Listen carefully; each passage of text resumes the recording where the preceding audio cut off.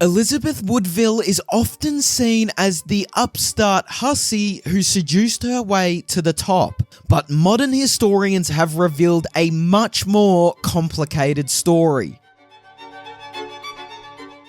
As the first child of a controversial couple, scandal was in Elizabeth Woodville's blood. Her mother was the widow of King Henry V's younger brother. But when it came time to choose husband number 2, she passed on the royals and wed a mere knight named Sir Richard Woodville. The mismatched couple dropped jaws at the English court and infuriated the king. Elizabeth Woodville's parents were literal outlaws. How many queens of England can say that their birth was literally against the law? The 1400s weren't about waiting around. They were about making babies as soon as possible.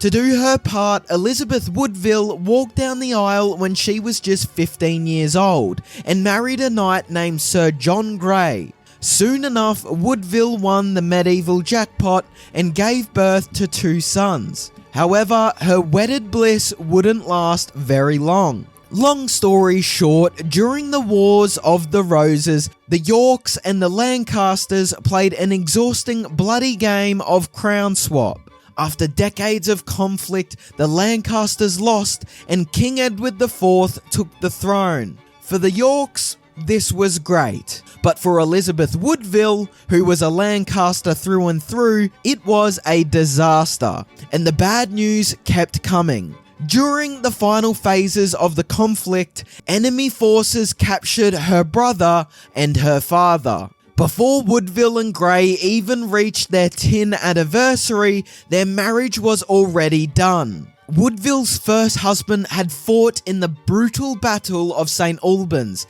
and unfortunately, he didn't make it out alive. With her husband's passing, Woodville became a 28-year-old widow and a single mother. And now she had to deal with her hellish in-laws all alone. Although Woodville was promised money in her marriage settlement, her in-laws refused to send her any funds to help her and her children survive. Desperate, poor, and widowed, Woodville only had one option left for survival: betray her family's Lancastrian roots and beg the new king to help her out. Woodville's evil in-laws weren't budging, so to get her money, our girl had to take her fight to the new king, who was awkwardly her sworn enemy. However, their meeting didn't exactly go according to plan, and in the end, Woodville got a heck of a lot more than she bargained for. She went hoping to receive a pittance, and she left with a wedding ring and a crown. Here is how. How does a single mum meet a guy who will treat her like a queen? In the days before dating apps, all you had to do was stand under an oak tree and wait for the king to ride by. Or at least, that's all it took for a hottie like Elizabeth Woodville. In this version of King Edward IV and Elizabeth's meet cute, our girl used her legendary beauty to catch the king's eye. As Elizabeth explained her plight to the king, he was instantly smitten. In some tellings of their love story, Edward meets Elizabeth, immediately falls for her, and insists that she become his mistress. Woodville resists the king's advances and plays hard to get, which obviously leads Edward to become even more obsessed with his new flame. In some versions of this story, Liz plays her cards so well that after meeting the king, she goes from destitute widow to queen in just 3 weeks. No matter how they met, here's what we know for certain. It didn't take long for Edward and Elizabeth to make things official. The new couple tied the knot in a ceremony at a chapel in Woodville's family home in Northamptonshire. Edward knew that marrying a commoner wouldn't go over well with his advisors, so he threw caution to the wind and had an impulsive Vegas-style wedding, and let future Edward deal with the blowback. This plan went about as well as you'd expect. Courtiers weren't the only ones who'd been ticked to learn about the wedding. You see, when it came to the ladies, Elizabeth's new hubby had a policy of promised to marry, hid it, then quit it. In fact, at the same time as Elizabeth married the king, it was rumoured that Edward's previous mistress was heavily pregnant and waiting for her marriage to the king. I see an awkward conversation in Liz and Ed's future. Edward's key advisor, the infamous kingmaker Richard Neville, had been busy setting up a strategic French marriage for the king. Everything was locked and loaded until Edward revealed that actually he couldn't marry a French hottie because he'd already eloped with Woodville. The faux pas made Neville seem like a lying fool in the eyes of the French court. Angry and embarrassed, Neville would hold a murderous grudge against both the king and Woodville herself for years to come. Neville wasn't the only one who hated the idea of Queen Elizabeth Woodville. All of the English nobles were ticked. Contemporary accounts called Elizabeth undistinguished, and rumours about Woodville's super seductress ways spread far and wide. The people believed that the king had been led by his, nether regions, and that the impulsive match was a huge mistake. And that wasn't all. As though being a commoner and a widow wasn't controversial enough, did I mention that Elizabeth Woodville was also a bit of a cougar? At 28, she was a scandalous 5 years older than her new husband. Everyone hated Elizabeth Woodville, but like it or not, she was the new queen, and new queens get lavish coronations. Edward cleverly used the occasion as a way to legitimise his new bride. He hired people to dress as angels, bought Elizabeth an expensive purple gown, and even made London smell okay, which, back in the 1400s, was a big achievement. Thankfully, all these expenses did the trick. On May 26, 1465, the coronation's pomp and splendour, along with Elizabeth's jaw-dropping beauty, won the people over. For now, at least. Remember Elizabeth's enemy, the kingmaker Richard Neville?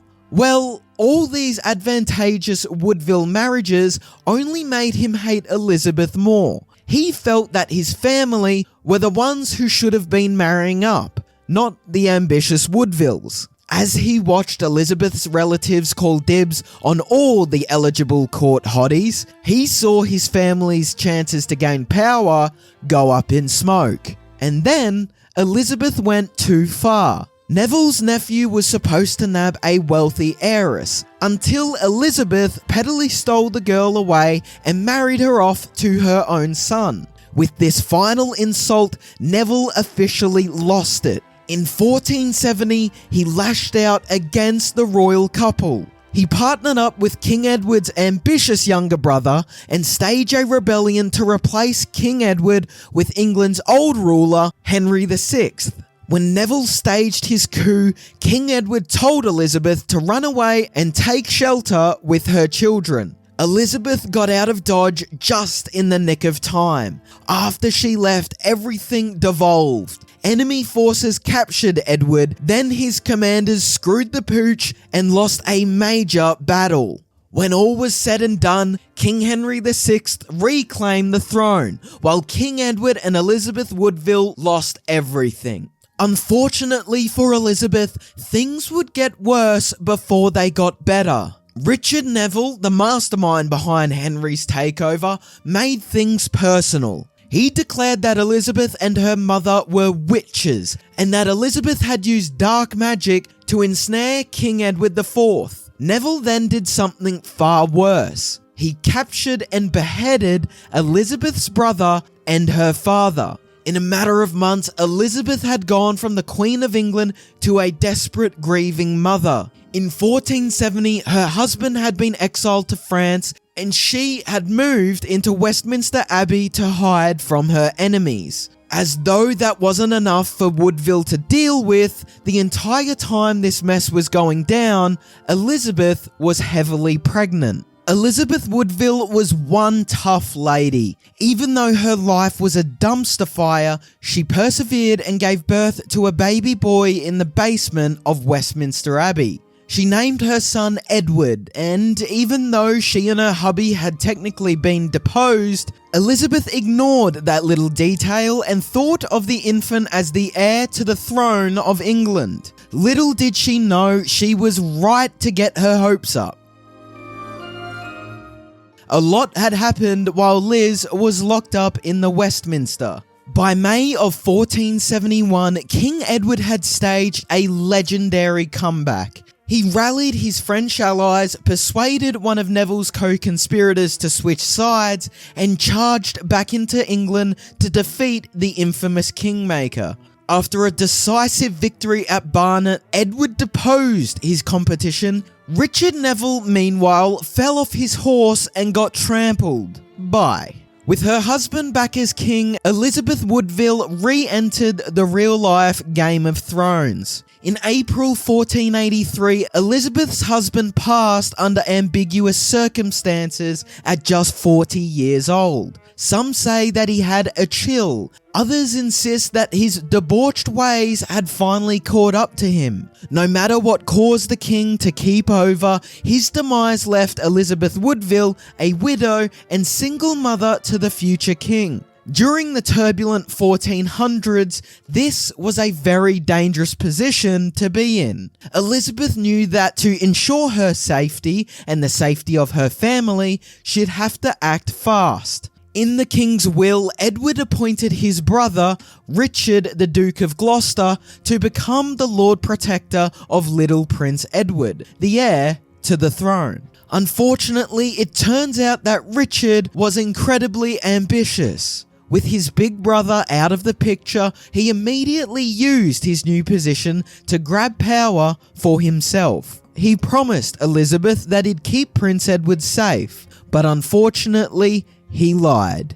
Big time. After getting his hands on Prince Edward, Richard went to work destroying the rest of Elizabeth's family. He arrested both her brother and one of her sons from her first marriage, Richard Grey, then suspiciously delayed the coronation of Prince Edward. Sensing that the tides were turning and her entire family would soon be in big trouble, Woodville rushed herself into sanctuary once again. While Elizabeth hid out at an abbey with her children, Richard was busy running one heck of a PR campaign. He made the public think that he was somehow protecting the prince, instead of, abducting him and trying to usurp his power. He also ran Elizabeth's name through the mud. In 1483, he accused her of trying to murder and utterly destroy him from her sanctuary.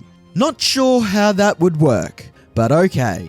To be fair to Richard, Elizabeth probably did want to wring his neck, but at this particular moment in time, he had all of the power and she had none.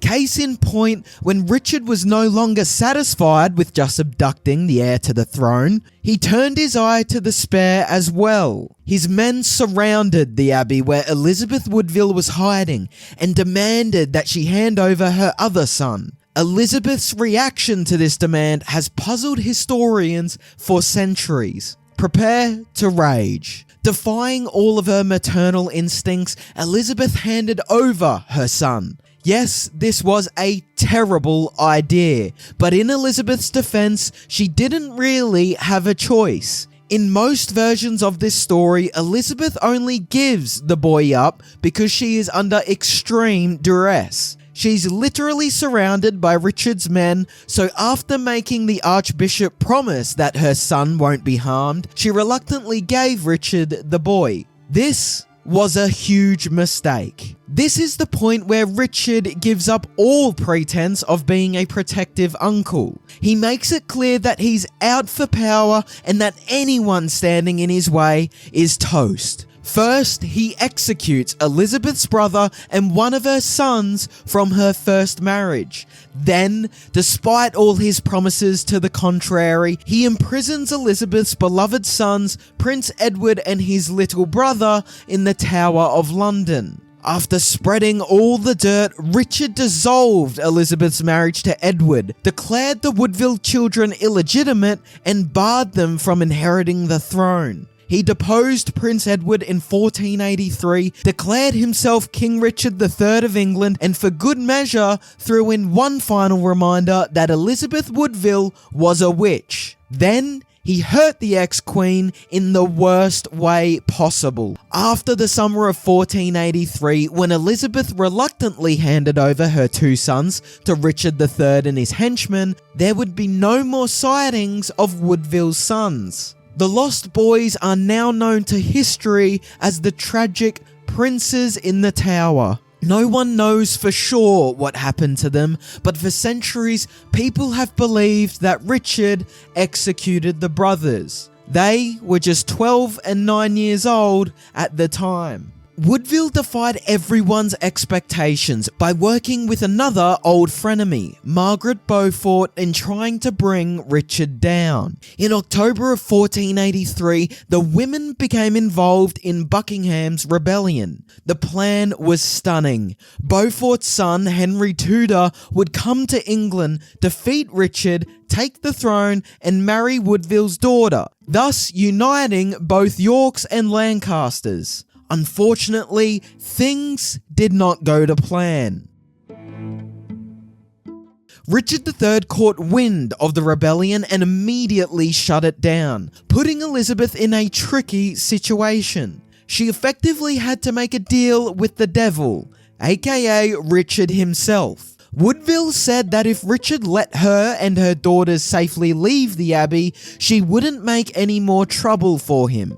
Richard agreed, but he had one sickening condition. Elizabeth had to live at his court and tacitly support his reign. Yep, if Elizabeth wanted survival, she'd have to play nice with the man who killed her sons. Thankfully, things were about to change in a big way. Henry VII invaded England in 1485, defeated Richard III, and successfully seized the throne. In his victory speech, the new King Henry declared that little Prince Edward was legitimate, then restored Elizabeth Woodville back to her former glory as Dowager Queen. At long last, she had got all her land and money back. But if you think Henry was doing this out of the goodness of his heart, guess again. Henry's kindness to Elizabeth and her kids wasn't purely altruistic. It was also a way for him to bolster his power. After all, he stuck to the plan where he'd marry Woodville's daughter,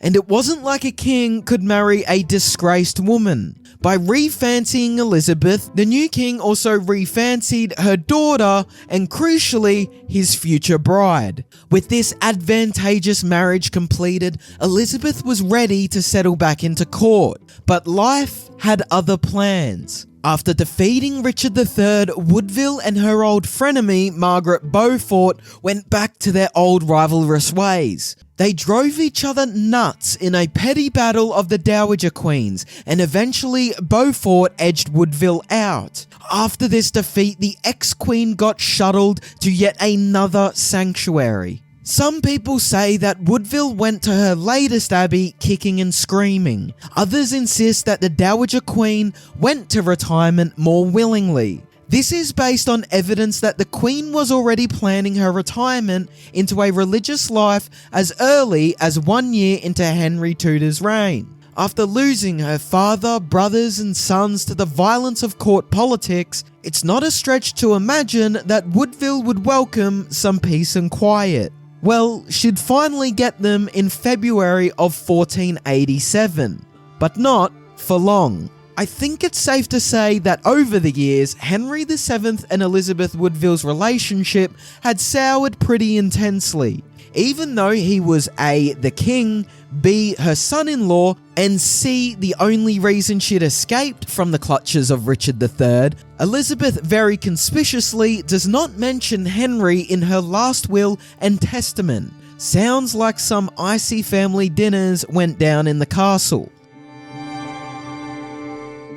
And so, after 55 years of non-stop drama, Elizabeth Woodville's health began to deteriorate. On June 8, 1492, she finally breathed her last breaths at Bermondsey Abbey, where she had retired, been low-key imprisoned for the last 5 years. The royal family said goodbye to their mother and prepared for her funeral at Windsor Castle. In the end, Woodville was buried in the same chantry as her beloved, rascally second husband, King Edward IV. To this day, they lie together at St. George's Chapel inside Windsor Castle. Thanks for watching History Expose. If you love uncovering the best stories in history, hit like and subscribe to keep exploring with us. Don't forget to visit our main page, Factinate, for more incredible facts about everything.